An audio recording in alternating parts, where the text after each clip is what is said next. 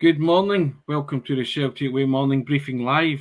It's Wednesday, calm before storm and all that. I'm Haggerty 10, as you can see, Tony Haggerty Twitter handle. And I'm joined today by Sean Martin at Sean Martin TCW and Graeme McGarry.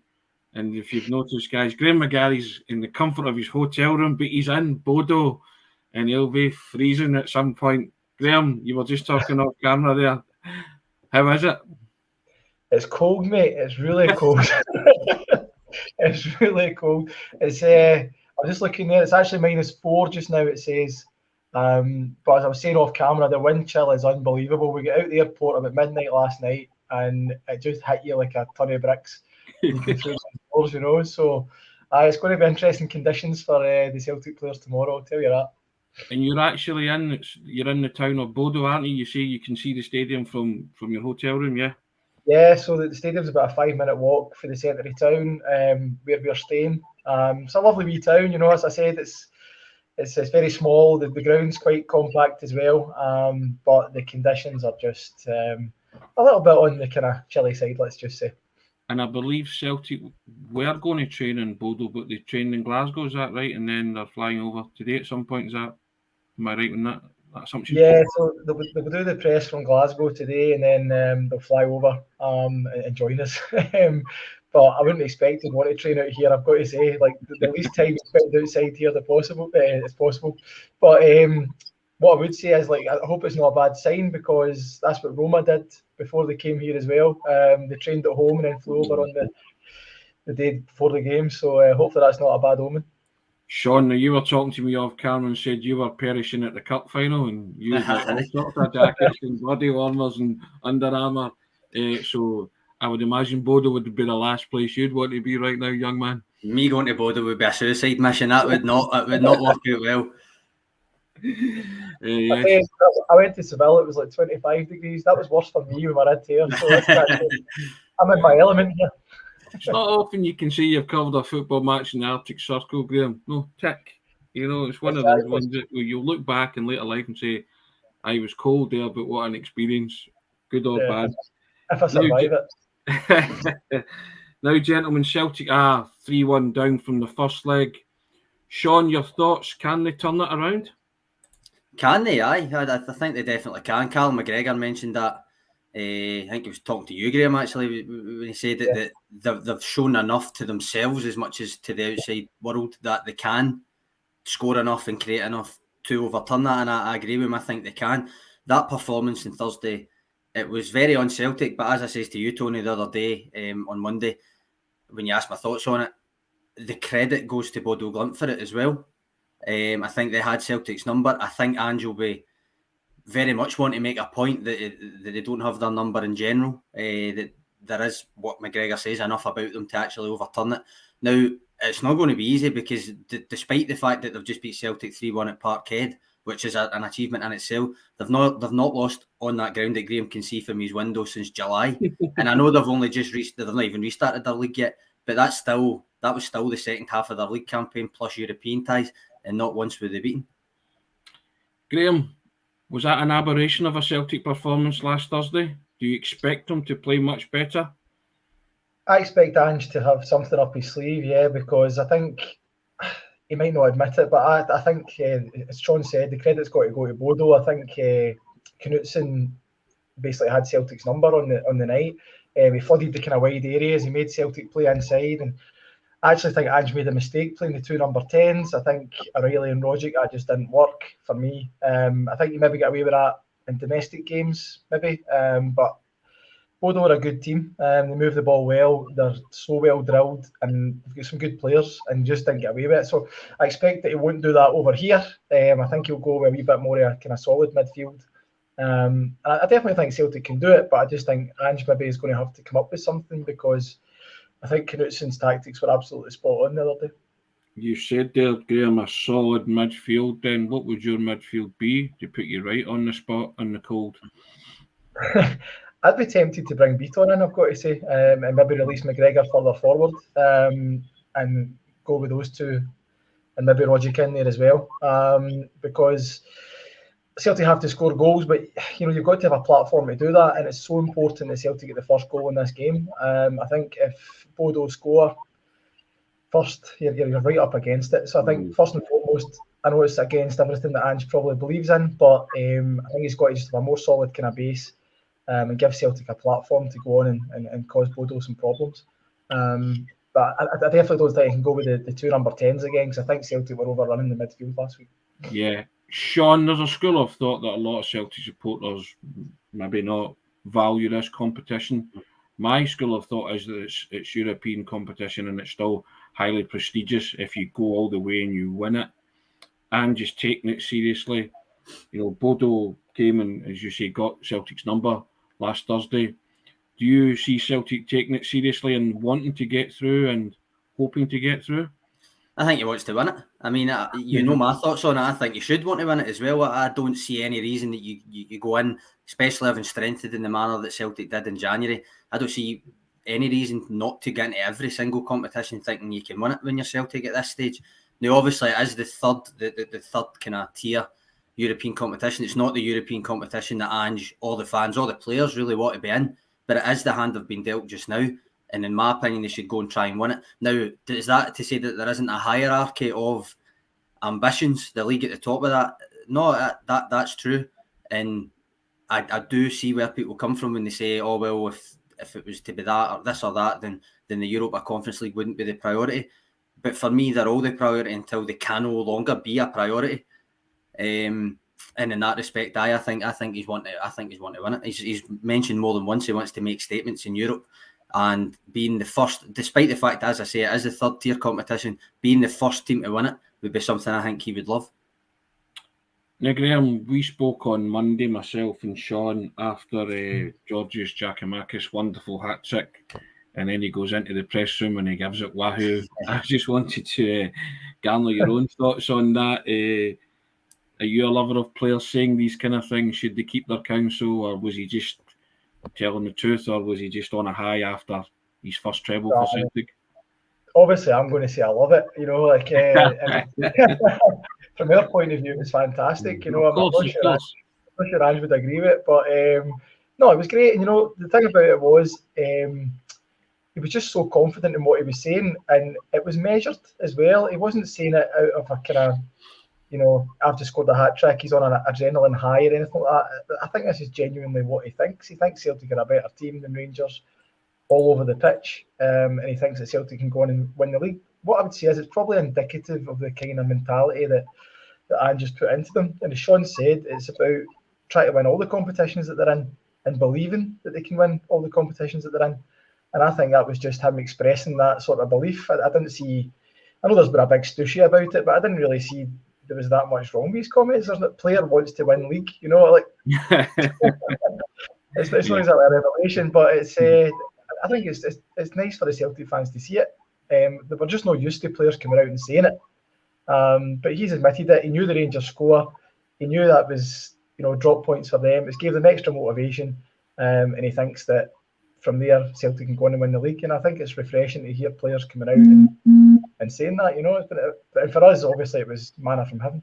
As I said to Sean, I think sadly from a media perspective, Georgios Giacomakis will be relieved of his press duties for some time. We'll back to the end of that queue, which might be a long one now. When he was walking out the press room at the end, he says, "See you next season, Georgios." No wonder. Now, Sean, I've asked Graeme about his midfield trio. Mm-hmm. Yourself, do you have any particular thoughts? Are you erring towards the same midfield as what Graeme was thinking? Or I know I do agree that the two number 10s just didn't work together. I don't think it generally does in Europe a lot of the time anyway. That was the same when it was Turnbull, so it's not necessarily the fact that it was O'Reilly in this time. It was just the way that they set up. And also, as Graeme alluded to, against a manager who had already planned for that, I think, had already planned for the way he wanted to play around Celtic and where he wanted to force Celtic into the kind of mistakes. I have no gripe if Beaton comes in, because I think since he went back to defensive midfield, I think he's been great this season. And I think actually we never really spoke about it on Monday, but there was probably quite a lot of groans when Ange put Beaton on when chasing a game or trying to win a game on Sunday, But he brought a wee bit of calm to the kind of central midfield, let McGregor go a wee bit further forward, and he did play his role in winning that game. So I would have no gripe whatsoever if it was Beaton that comes in. He's already played in some of the bigger games this season and excelled. That said, I also don't have, just to sit in the fence, I don't have any gripe whatsoever if it's McGregor sitting deepest, because I think that is when Celtic have played their best this season. I just don't think it should be the two number 10. So whether it's McGregor, Hatate in either Rogic or O'Reilly, or whether it's Beaton, McGregor and Rogic or O'Reilly, I think that's the way we'd go. I wouldn't go O'Reilly and Rogic. Graeme, I'm inclined to agree that I think Beaton's had his best season, arguably his best season in a Celtic jersey. He's been very consistent wherever he's been asked to do a job, and he's performed the job very well. Again, going back to Ange's man management of players, and he's clearly told them, you will feature, kind of horses for courses type thing, but he's never let his manager down when he's come in to do my turn. No, absolutely not. He's a hugely experienced player. He's been at Celtic now for a decade, I think, and he's seen it all. And when he comes in, as you say, he never lets the team down. I think Sean's right. It was very noticeable when he came on at the weekend how much he sort of calmed things down. And obviously Celtic were chasing a goal, but he brings that sort of calm when he's on the ball. He just, everyone just sort of slows down a wee bit when he's on it. He always seems to have time and space. I think it's interesting. I do think Hatate, you try and maybe get him into the game. I think they missed his kind of energy in the first game as well. So you've actually talked me around. I might go. I might go Beaton, McGregor, Hatate. That might be my three. I'm not sure how it would work, but I think you've got to try and get Hatate in there when they're looking for goals as well. But no, as you say, I would definitely wouldn't be surprised if Beaton came in. I think it's because of his experience and because of the sort of calming influence that he's got. Now, Sean, Celtic are attempting to win a game on their most favourite surface in the world. Plastic. They love playing in plastic, don't they? Do you think that will have any kind of bearing, or will they be a wee bit more prepared this time to try on team selection, or just in general? Just plastic in general. They come up on plastic, do they? I've said to you before, Tony, I don't place that much stock in the anti-plastic pitch brigade. I just don't. Most players, even at Celtic, train on it. I don't buy into it that much. If it's a high grade artificial surface, it shouldn't matter all that much. Whether you think it actually does play in it or not, and obviously there's certain players that won't want to play with aggravated injuries and stuff. I don't, for instance, expect to see Julian. I don't think. But overall, when it's a plastic pitch, to me, most players train on it these days in some way, shape, or form, and there should be no issues. And I don't like to see people use it as an excuse. You inclined to agree with that, Graeme? That the excuses in early, I'm the same mindset as Sean. Just get on with it. You train on it, so play on it. Yeah, it's noticeable that Ange doesn't really talk about the plastic pitches maybe as much as some other managers do. Even at Livingston, which is obviously Celtic's kind of bogey ground, if you like. He wasn't really. He obviously says he'd prefer not to play on them, but he never said it was an excuse. You just got to play the conditions. As I mentioned earlier, with the weather, I think the weather's going to be the biggest sort of influence on the game that they'll have to deal with. The Celtic players, it's not so much the surface. You couldn't have any other surface up here, trust me. No, I don't. As Sean says, I don't think it's going to be a deciding factor in the game. The fact they're playing on a plastic pitch, I think it's more adapting to the sort of weather and the wind that's going to be the big thing. Giacomakis stay in the team for you, Sean? You can't really rest somebody that's just scored a hat trick, can you? I think it probably does. And that is even with, I can see a few of the comments with one eye on Sunday, like team selection in that respect. I think that is the benefit from strengthening in January, that even though he will probably make changes because he likes to make changes, he rarely keeps the same starting 11 from one week to the next, whether it's because of like early in the season injuries and lack of recruitment, or whether it's now where he's got more options. He rarely keeps the same starting 11 week to week or game to game. So for me, the benefit of the fact that they strengthen so well in January is that even if he does make changes for tomorrow, I don't necessarily think it will be to weaken the team ahead of Sunday. I think it will just be to rotate some positions with winning both games, in mind. Graeme, does he stay in the team for you, regardless of his comments? Definitely, aye. And hopefully does the post match as well. But he's got to stay in the team for me. I mean, he's just scored a hat trick, so he'll be absolutely flying. He's obviously not short of confidence. So for me, he's definitely got to stay in the team, 100%. The next one's always the most important one, Sean. But will Ange have an eye on Sunday? He will, because he's not daft. I mean, he knows that they're competing on multiple fronts. But as I say, even though I think he will make some changes, either both from between Sunday and Thursday, and then this Thursday and Sunday coming, I don't think that necessarily means that he's prioritising one over the other. I think he's going to pick the teams that he thinks will win both games, and that is a kind of cliche, but I genuinely think he thinks like that. He will want to win both games, and he'll want to win them both in style. And I think that will necessitate making some changes. But again, that's the benefit of having a deeper squad compared to earlier in the season. Graeme, you deal with Ange a lot. You speak to him a lot. Do you see him as a kind of manager who thinks ahead as well? I know he always says the next one's the most important game because it's the one in front of you. But will he have an eye and a mindful on Sunday? I think he will. I mean, Ange has said a few times that, while he does take it game by game, that old cliche, he does say it's also not possible to play the volume of fixtures that Celtic are doing and to keep that same standard if you're not going to rotate the team. Earlier on in the season, he didn't have the kind of privilege to do that. Yeah. That's why there was this kind of spate of hamstring injuries that Celtic were getting at the time, because guys like Turnbull and Kyogo were being asked to play every single game at the intensity that they do and the way that Celtic train as well. It's just not possible to keep that load up and keep the same standard on the pitch if you're not going to freshen it up here and there. And now he has that luxury, and he's spoken about it at length. That's why he brought these players in January. So to me, yeah, he will freshen it up. I think probably, I don't think it's a case of prioritising one over the other. I think it's more horses for courses. I think he'll look at this game on its own merits and say, right, well, these guys are suited for this, and then these guys are suited for Easter Road. It's two different challenges, and I think I do expect it to be a different team, probably significantly 3 or 4 players different from tonight to the team that goes out on Sunday. But he won't expect the team to be weakened by doing that. Sean, you're flicking up some comments here, yep. Various degrees of agreement, maybe disagreement as well, but that's what it's all about, opinions, you know what I mean? The Three Stooges opinion here isn't always the right one. We can fight who wants to be Larry, Curly and Mo guys, all right, at a later date, for those of a certain vintage. But yeah, I mean, the top of the programme is can they turn it around? Sean, what's your prediction? Score prediction? Before I've even done a lineup. Can they turn it around? I don't know if they will, but I want them to. I think they're capable of doing it. I think a lot will depend on how they start the game. And how saying that they did start the game well on Thursday. That was about the good spell that they had, was the opening few minutes. But no, I think they can do it. I'll go 2-0 Celtic and then extra time. Extra time? Yep. Take a chance there.